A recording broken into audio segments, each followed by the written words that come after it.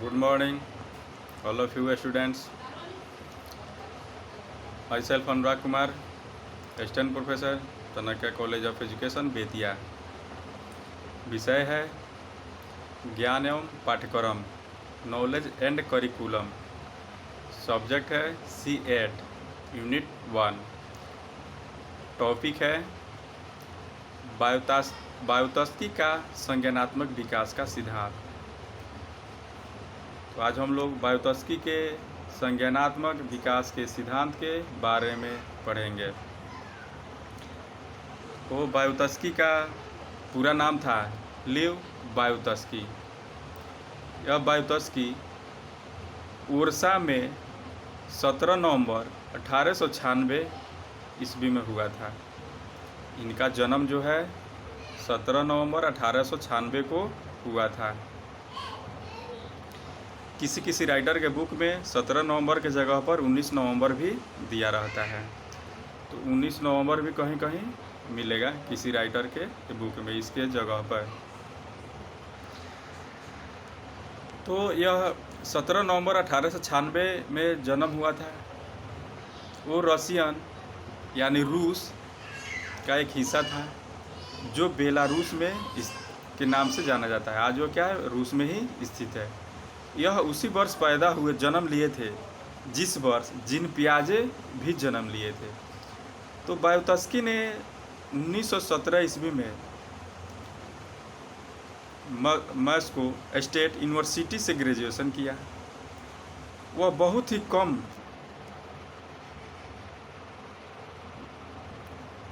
कम उम्र में ही उनकी देहांत हो गई।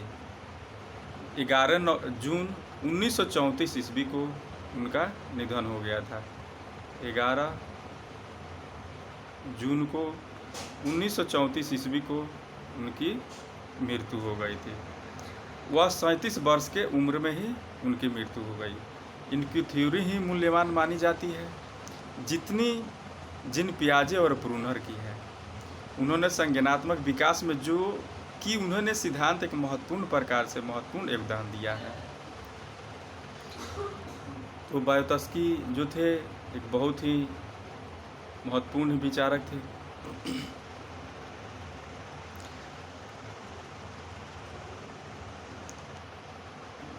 इनका विश्वास था कि बालक का चिंतन उनके सामाजिक ज्ञान पर ही निर्भर करता है, जो कि मनोवैज्ञानिक, भाषा, अंक और कला और तकनीकी किताबें, कैलकुलेटर आदि यंत्रों द्वारा संभावित होता है।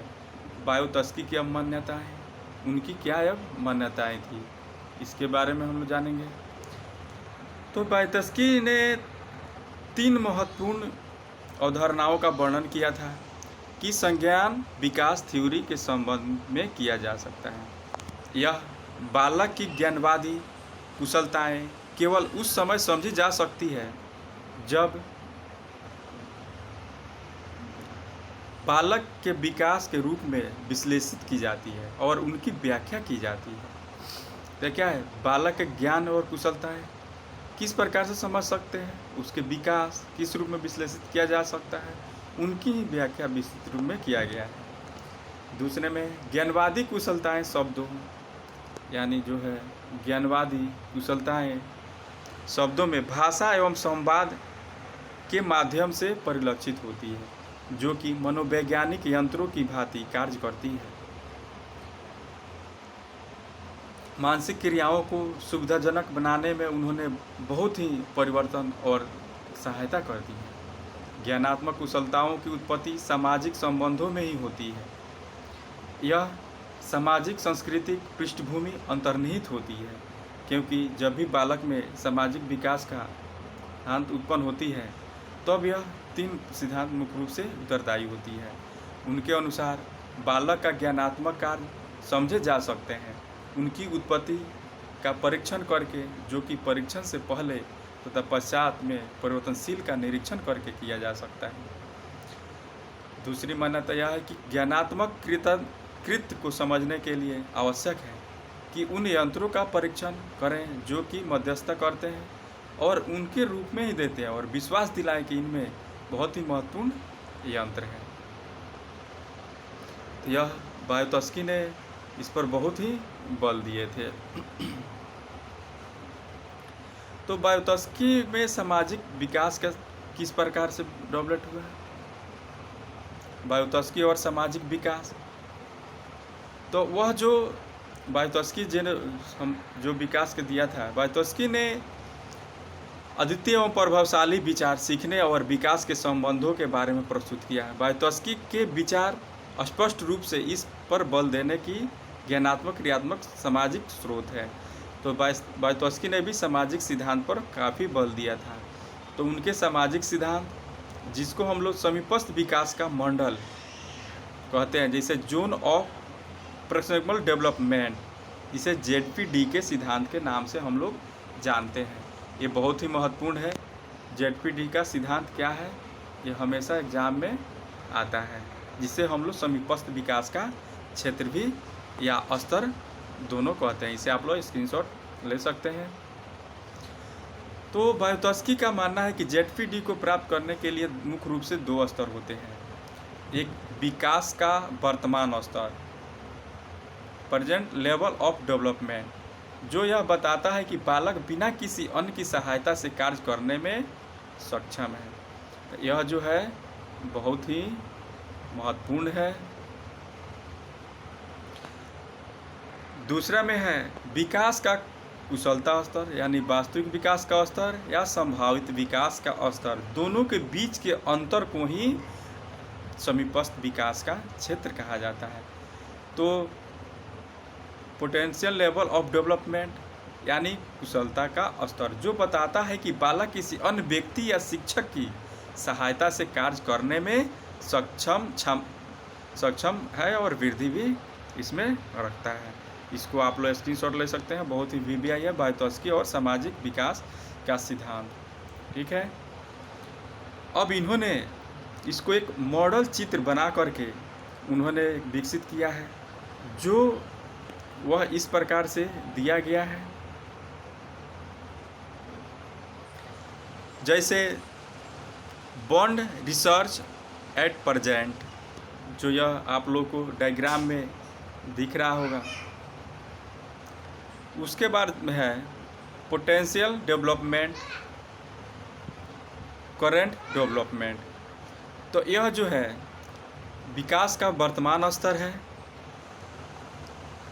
दूसरे में विकास का कुशलता स्तर है और करंट डेवलपमेंट है, यानी समीपस्थ विकास, जिसको हम लोग ZPD के नाम से जानते हैं, जिसे शॉर्ट में हम लोग जानते हैं। आखिर इसको स्क्रीनशॉट ले सकते हैं आप लोग। तो समीपस्थ विकास का मॉडल जो है ZPD, यह संभावित विकास और वास्तविक विकास के बीच के अंतर को ही समीपस्थ विकास का स्तर या क्षेत्र कहा जाता है।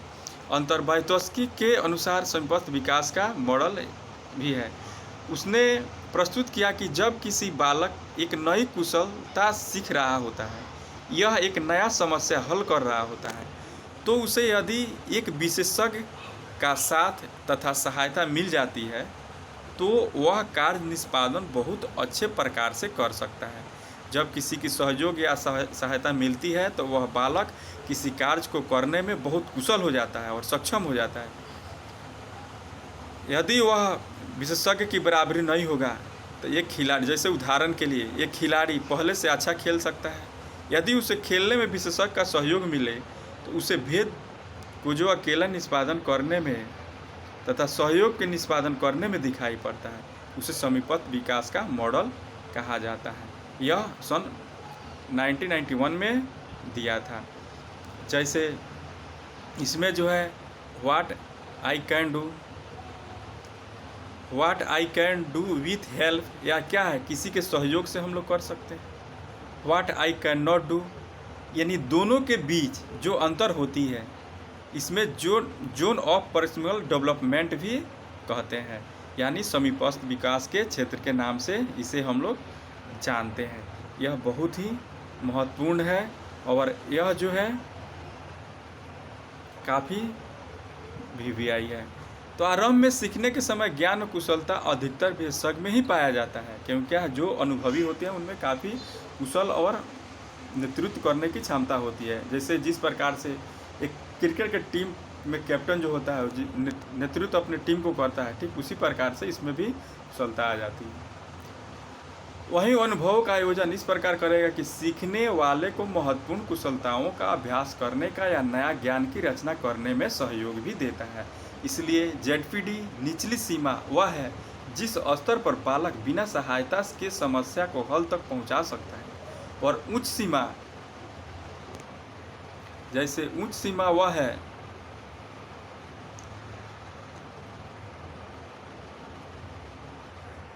वह है जिसमें बालक अपनी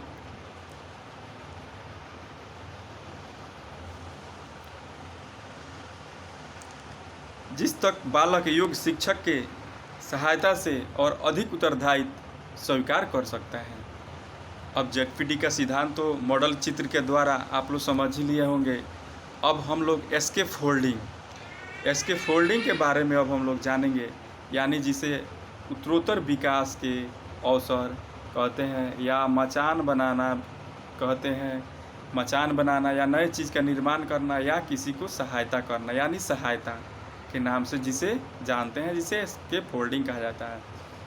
इसमें ऐसी तकनीकों की भांति प्रयोग किया जा सकता है जो सहायता के स्तर में परिवर्तन लाने की या एक शिक्षण के सत्र यानी वर्ष में एक अधिक कुशल व्यक्ति, शिक्षक अथवा अधिक प्रगति किया हुआ बालक या सहपाठी निर्देशन की मात्रा में विद्यार्थी के उस समय के निष्पादन के स्तर के साथ अनुकूलन करता है, जबकि वह कार्य को विद्यार्थी सीख रहा है या नया होता है, यानी नवीन ज्ञान की जानकारी प्राप्त होती है, तो वह व्यक्ति सीधे शिक्षण देने का उपयोग कर सकता है। जैसे जैसे विद्यार्थी की कुशलता बढ़ती जाती है वैसे निर्देशन का स्तर भी कम होता जाता है।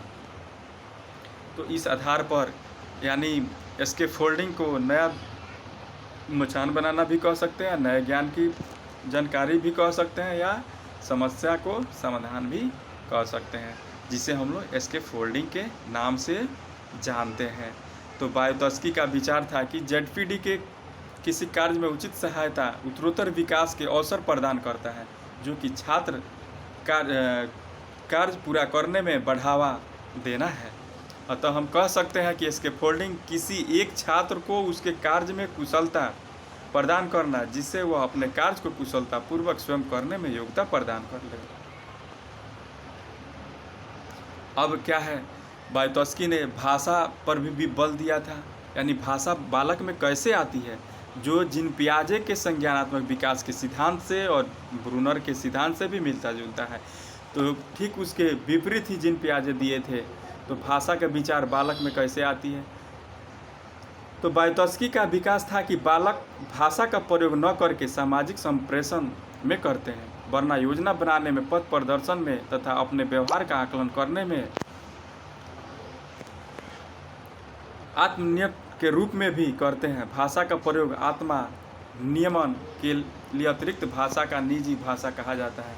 पियाजे का मत था कि निजी वाणी अहम केंद्रित है, अपरिपक्व होती है, किंतु वायोत्स्की के अनुसार प्रारंभिक बाल्यापन के वर्षों यह एक महत्वपूर्ण चित्रण विचार हेतु है।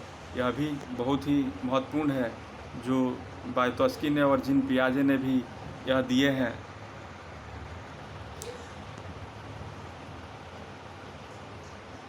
तो यह वायोत्स्की के विचार में भाषा और विचार प्रारंभ एक दूसरे के स्वतंत्र रूप से विकसित होते हैं और फिर एक दूसरे से मिल जाते हैं। उनके अनुसार जब मानसिक क्रियात्मक में बाहरी सामाजिक उत्पत्ति होती है तो बालक एक दूसरे के साथ संप्रेषण करने के लिए भाषा का प्रयोग करते हैं। इसके लिए वह अपना ध्यान अंदर ही की ओर अथवा अपने निजी विचारों की ओर केंद्रित करते हैं। बालकों के प्रथम बाह्य रूप में संप्रेषण करना चाहिए। भाषा का प्रयोग लंबे काल तक चलना चाहिए, इसके लिए कि बाह्य आंतरिक वाणी की ओर बदलाव आ जाए। यह परिवर्तन 3 से 7 वर्ष की आयु में ही होती है, यानी बालक में 3 वर्ष से और 7 वर्ष के आयु में ही यह परिवर्तन मुख्य रूप से होती है। तो बालक में जब भी विकास उत्पन्न होता है तो वह इस प्रकार से केंद्रित होने लगती है। उनके बीच में जो इन स्वयं बातचीत में शामिल होती है, कुछ समय बाद अपने स्वयं के बातचीत में बालक दूसरी प्रकृति बन जाती है और वह बिना शब्दों का प्रयोग किए कार्य कर सकते हैं, यानी बिना किसी के बताए हुए स्वयं वह अपने बोलने लगते हैं।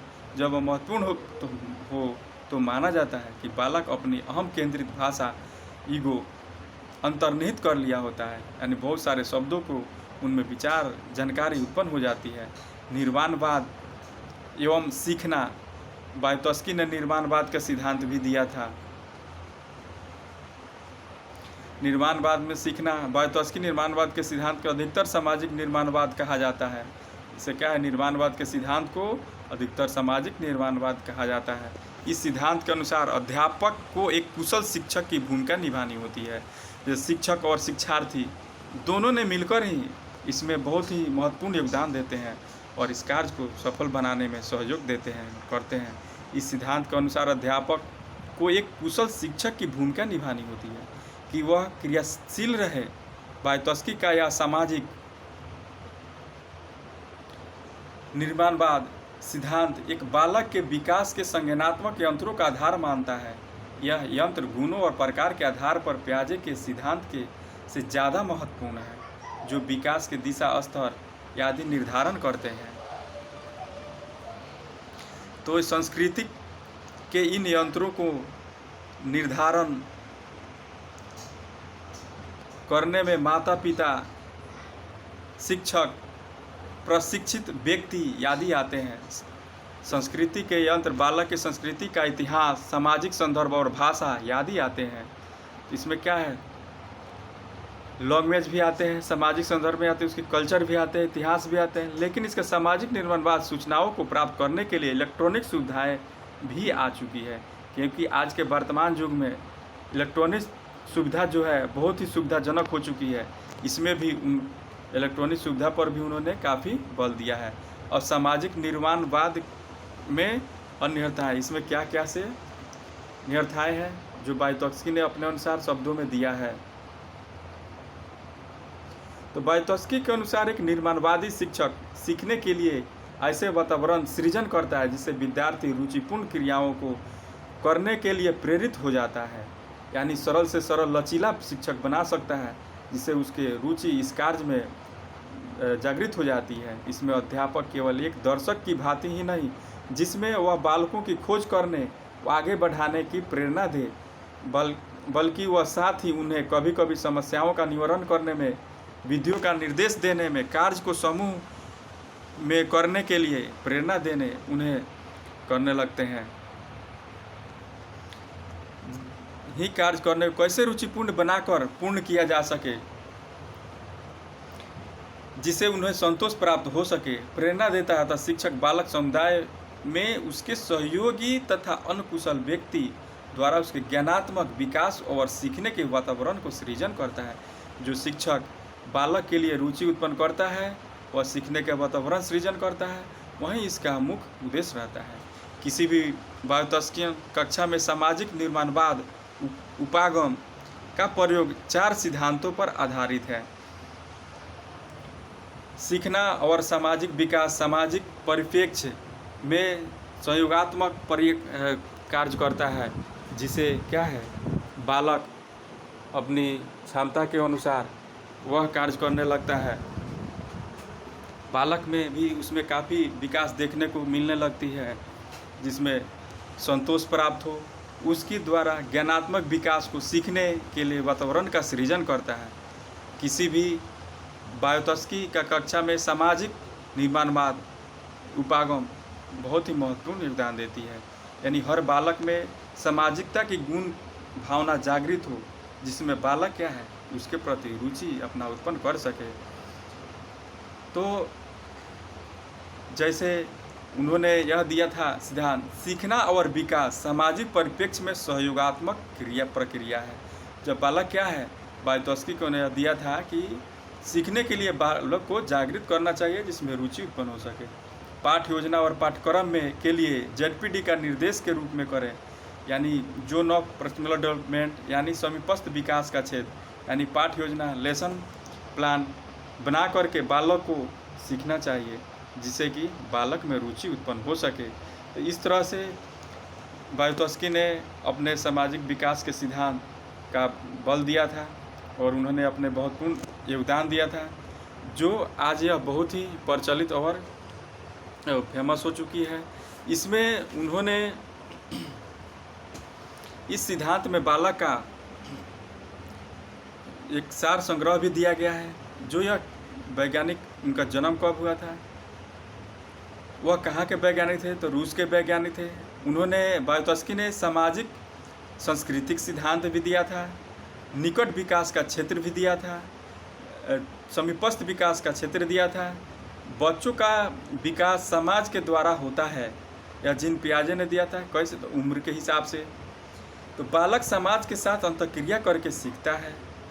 यह बहुत ही VVI यह हमेशा पूछता है, बालक समाज के साथ अंतःक्रिया करके वह सीखता है।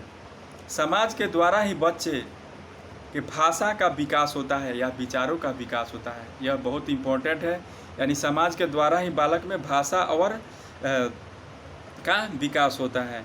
बालक 2 प्रकार से भाषा का विकास होता है। मस्तिष्क या आंतरिक विचार मन में, बाह्य विचार जब बालक बोलता है।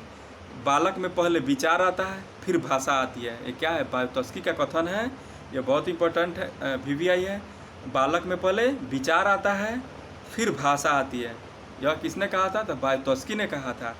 इसी को सिर्फ जीन पियाजे ने कहा था, भाषा पहले आती, बालक में भाषा पहले आती है, उसके बाद क्या है, विचार आता है। 2015 में पूछा हुआ क्वेश्चन है। तो यह क्या है, यह बहुत ही इंपॉर्टेंट और VVI। इसके बाद हम लोग क्या करेंगे, इसके वायोतस्की के सिद्धांत को, विकास के सिद्धांत को हम लोग दिए हैं। अब इसको लास्ट में कंक्लूजन लिख सकते हैं। अब आज के लिए इतना ही। धन्यवाद। Thank you.